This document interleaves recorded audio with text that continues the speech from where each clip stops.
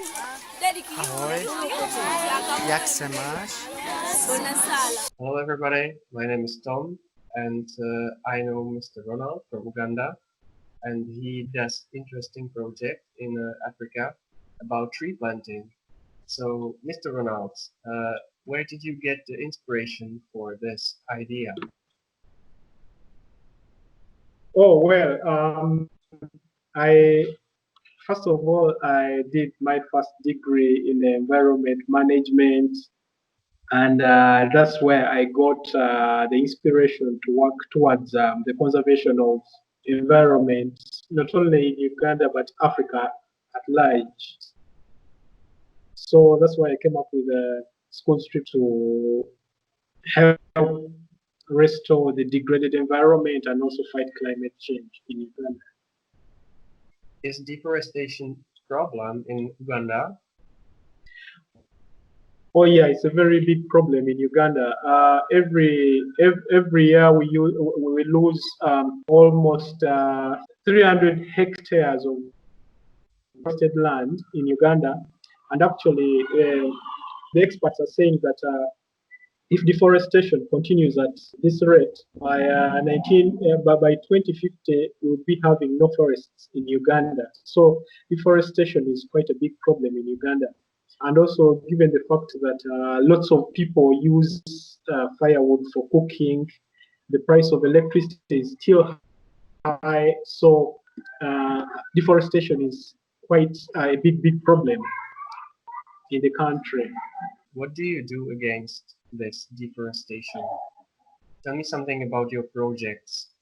Okay, what we are trying to do through the school trip project is to conduct large-scale reforestation using a very simple method, and this method is going through schools and using schools as stakeholders in reforesting the depleted environment.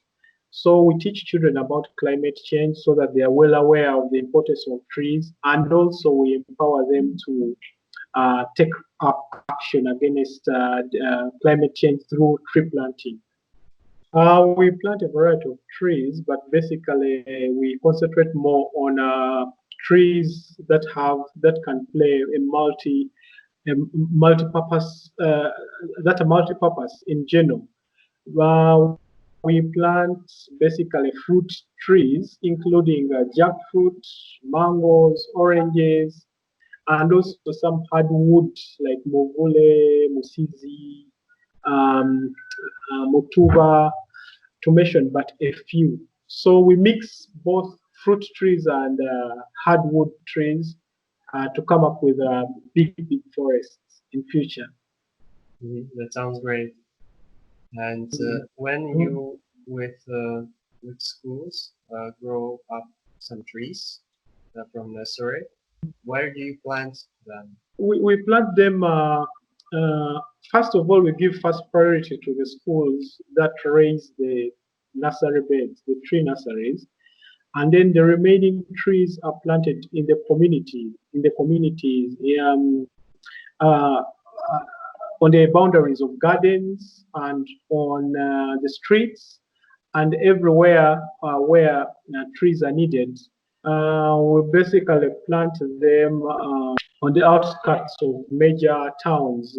In this case, Jinja town, but we plant them on the outskirts of Jinja.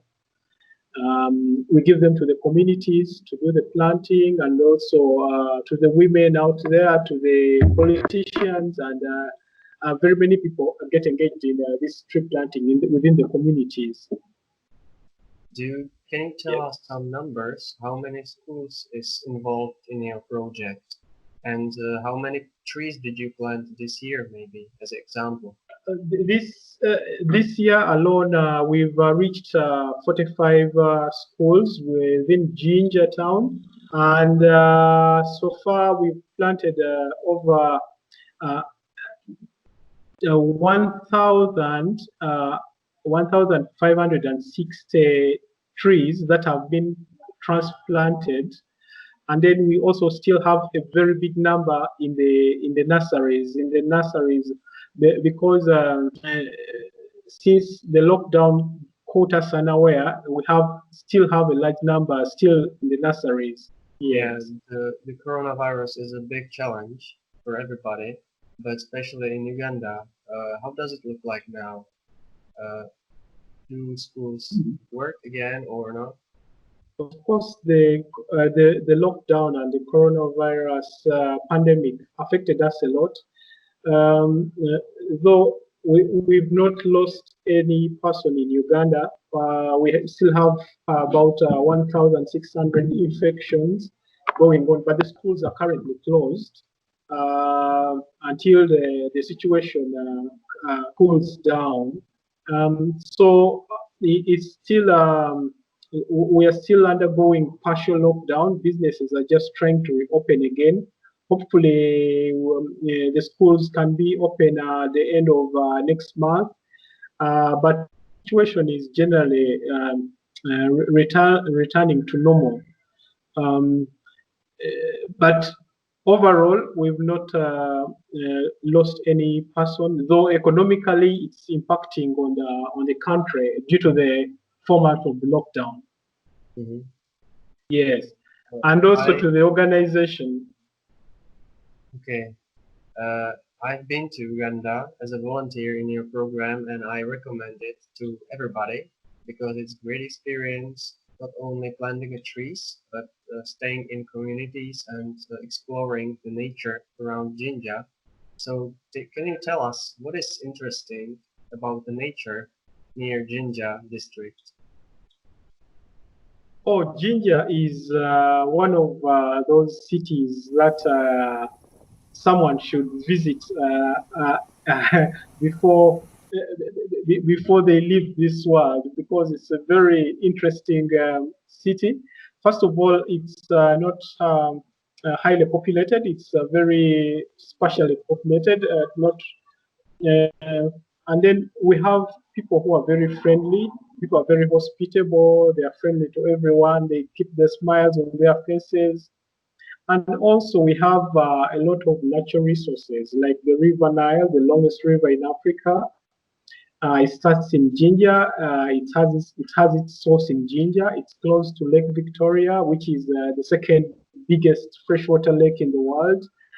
We have lots of vegetables, very many fruits at a giveaway price. The food is very cheap. Accommodation is not that expensive.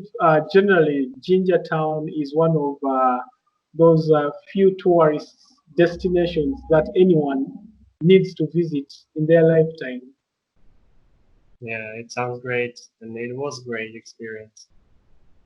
Yes. You work with volunteers across the world, so can you tell us some funny story, funny experience with you and volunteers? Oh yeah, yeah. The volunteers are some of the people who help us a lot in running the project. But sometimes they can be a problem because of the differences in their cultural background. Some are vegetarians. Some don't want to. They don't want to eat meat. Others eat meat. But the only challenge we always find is basically the differences in culture. One time we had volunteers who were against killing of the mouse. We had some mouse in the house, and then one volunteer was saying that no, we should not trap the mouse. And then the other one was saying, oh, we should trap the mouse so that we get peace at night. And another one saying, no, we don't have to kill the mouse. So they fought over the mouse one. So it was it was almost turning into a fist fight. That's how funny volunteers can be at times. And then others are also very not good in timekeeping. Sometimes we need to be at the schools at around 10, but they don't want to wake up in time. So you have to wake them up, and then sometimes it becomes a problem to some of them, especially those who are not used to getting up so early.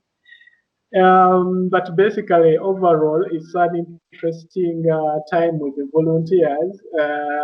By the time they leave, they go contented and they have gotten used to the kind of lifestyle we have in Uganda. That's great. So for everybody, I published some links. How can you apply for a volunteering job with Ronald, and where you can visit his websites, just in the description. Yeah. So the last question is, how can people help you at the moment? What's the easiest way for you? Oh yes, we want people to help us in this project. We want them to fund the project by donating any little amount that they can afford. Because look, we want to take this project to over 200 schools in Uganda and plant 1.5 million trees every year. I want to grow and then plant 1.5 million trees every year. That's a huge amount, but we are currently not funded well. We don't have a major funder, so we really need your support in this. And also, someone may not, if someone doesn't have the capacity of funding us, they can link us to another company or organization that can fund us, that can partner with us in this project, so that we make climate change history throughout Uganda and East Africa at large. Okay. Yeah. Thank you very much for your time. I wish you all the best, Yeah. Mr. Ronald, and Yeah. just continue in what you do. Okay.